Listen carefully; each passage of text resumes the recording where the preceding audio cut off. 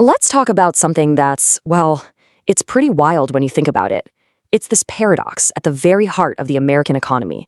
In a country that has so much, why does it feel like we're always running out of things? I mean, it sounds kind of crazy, right? The US is a powerhouse of innovation, with more Nobel Prizes than almost anywhere else. And yet, we seem to struggle with the basics. So, what's the deal? And look, this isn't some abstract economics lecture. We've all felt this stuff. Remember trying to find face masks in 2020, or COVID tests the next year, or that terrifying baby formula shortage? It goes way beyond the pandemic, too, hitting huge things like affordable housing, finding a doctor in huge parts of the country, and even building clean energy projects. The story of America right now is a story of manufactured scarcity. Okay, so to get to the bottom of this, we first have to ask, why are the most important things in our lives getting so ridiculously expensive?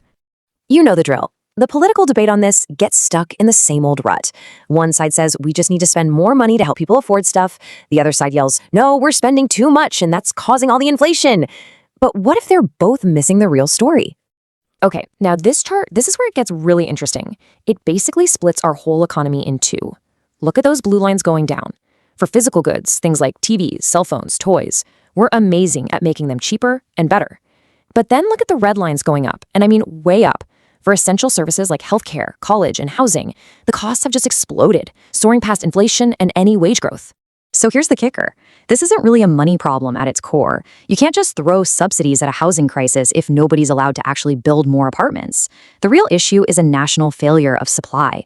We've simply stopped getting better at providing the things we need the most. Which brings us to the next big question. Why? Why did we get so slow at making things and providing essential services? Well, a lot of it boils down to this one kind of wonky but super important word, vetocracy.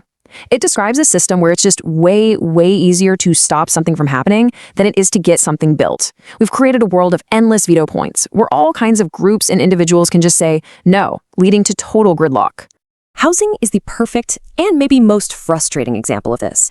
You see the signs in the front yard, all are welcome here. But then you look at the backyard policies, the zoning laws that ban apartments, the years of permit delays, the lawsuits designed to block new construction. It all adds up to this. Our wealthiest, most productive cities have made it almost impossible to build new homes.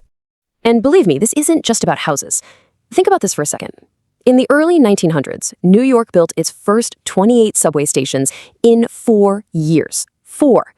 Fast forward a century, and it took 17 years, 17, to build just 3 new stations. Our muscle for building big, important things has just atrophied.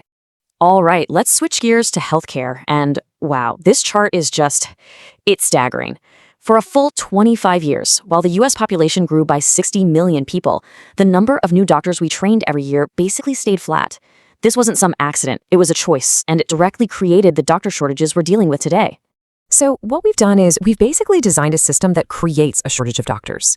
Medical school in the US is the longest and most expensive in the developed world. We've capped the number of residency slots, which are essential for training. We make it incredibly hard for doctors trained overseas to practice here. And we even stop highly skilled nurses from providing more care. We have literally chosen to have less healthcare. Okay, so if the problem is that we're making things scarce, what's the fix? Well, that brings us to a whole new way of thinking about this. It's called the abundance agenda. And the idea is actually pretty simple, but it's also revolutionary. Instead of endlessly fighting over how to slice up a small and shrinking pie, why don't we focus all our energy on just making the pie way, way bigger? Let's make housing, clean energy, and healthcare plentiful and cheap by systematically taking down all the barriers that hold back supply. I love this quote from the entrepreneur Saul Griffith because it just nails the whole vibe of this agenda. It's optimistic. It's not about making do with less. It's about building a future that is, awesome. A future that is genuinely better for everyone. And this is a really, really important point.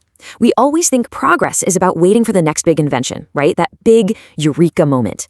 But our problem right now isn't a shortage of good ideas. It's that we're failing to actually implement the brilliant ideas we already have. You want to see a perfect example of this? Just look at the story of solar power. American researchers invented the modern solar cell.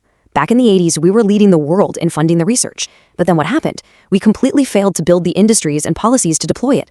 Other countries took our invention, ran with it, and now they're leading the world. We're great at inventing, but we get stuck in this valley of death between having the idea and actually making it happen at scale.